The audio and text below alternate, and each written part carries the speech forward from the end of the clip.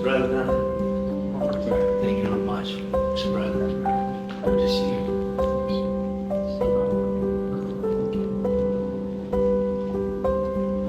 You know the drill. We're going to bring you the unruly American flag. Yes, I know. Very loud people. Well, Mr. President, welcome back. Thank you so much. Welcome back to the White House, Much. to the Oval Office. And it's great to be at your side once again. We're going to stay at your side. You know, we stand at a real inflection point in history. I know you and I have talked about this, where the decisions we make now are going to determine the future for decades to come, particularly in Europe. This is one of those moments.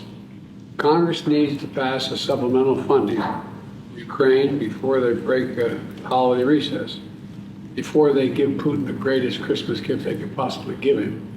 And so because we've seen what happens when dictators don't pay the price for the damage and the death and the destruction they cause, and they keep going with no price is paid.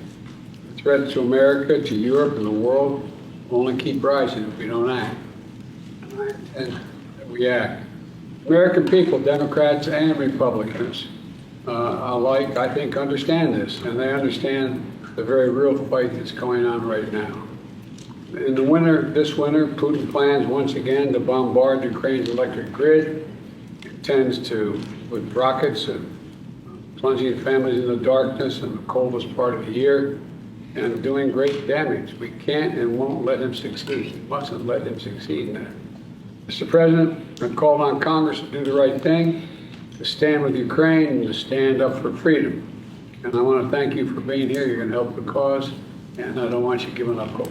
I'm really glad to be here at the White House today and share some very important messages. Thank you for the invitation, and I'd like to thank America and our partners for the support. And today, the special day, really a special day for Ukrainian people. It's a day of our land forces, almost 600,000 incredibly brave Ukrainian sons and daughters are on the battlefield, and they were powerful. This is their day, and really, they prove every day that Ukraine can win.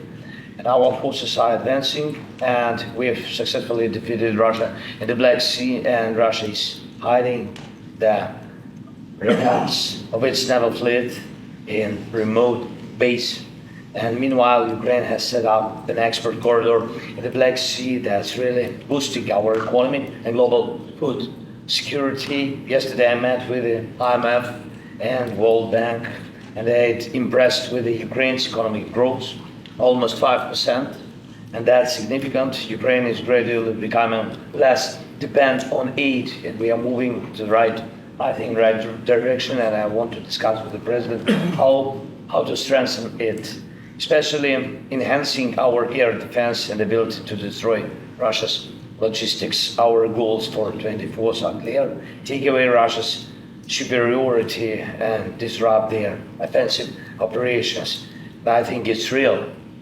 And also some other important things. I met with the heads of American defense companies yesterday. Thank you very much, Mr. President. Really powerful companies. I thank them and thanks all the workers, engineers, managers who build the strengths of American weapons, helping Ukraine boost the development of arsenals of democracy. President Biden agreed, and we spoke about it in September, to joint weapon co-production is very important for us, and we'll discuss how to speed up this. And we also need to work faster with the frozen Russian assets, over 300 billion frozen assets from terrorists, and we should use it to protect against Russian terror. And I want to talk about some details regarding our reforms and EU integration. Ukraine continues to reform its institutions even during the war. It's very important for us,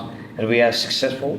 I think that's very important, and people need to be confident that freedom is secure and strong enough to win. Thank you very much, Mr. President.